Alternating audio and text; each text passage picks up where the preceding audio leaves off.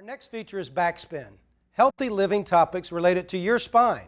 We caught up with Dr. Jeff in the garden with some tips for viewers. Gardening.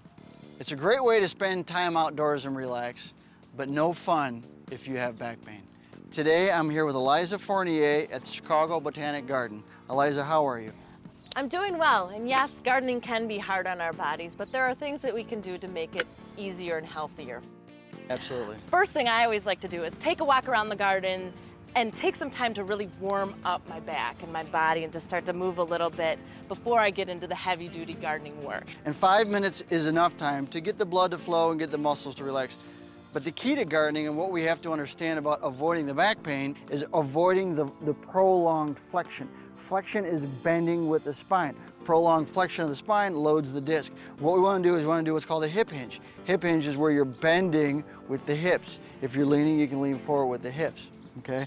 Now there are many tools that help us better get into this position where we're not loading the spine. Now when you came up, I saw that you had this lovely cart here. This is a nice alternative to a wheelbarrow. The nice thing about this is this has two wheels that really allow us to balance our load, maintaining that hip hinge and keeping a healthy back. Sure, takes the pressure off the spine. Absolutely. And the next tool I have is this nice kneeler that allows us to ease down into our workstation using our arms rather than our back.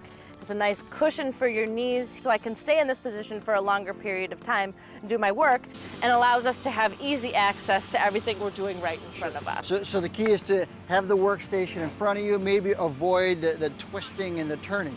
And then, if I'm sitting, if I need to be in a different position, if I need to sit in the garden for long periods of time, it is a nice bench as well. Sure, and gets you into that hip hinge position, allows you to bend at the hips. So tell me about this tool here. This is a cultivator, and a lot of us are familiar with the short-handled version of this tool, but the short-handled version really limits our range of motion. If you try and stretch up farther here, you're going to be putting strain on your back. The long handle allows us to really extend our range of motion while maintaining a straight spine and a healthy back. Sure. So proper use of tools, getting into the hip hinge position, using the best tools available, allow you to do that. Now tell me a little bit about what we're planting here today. So we've got a beautiful petunia here, but the real star of the show is this Swiss chard. What I love about this plant is it's packed full of vitamins, antioxidants, it's easy to grow, and it tastes delicious. Excellent, excellent. So it's edible, high in antioxidants. Antioxidants very good for the spine.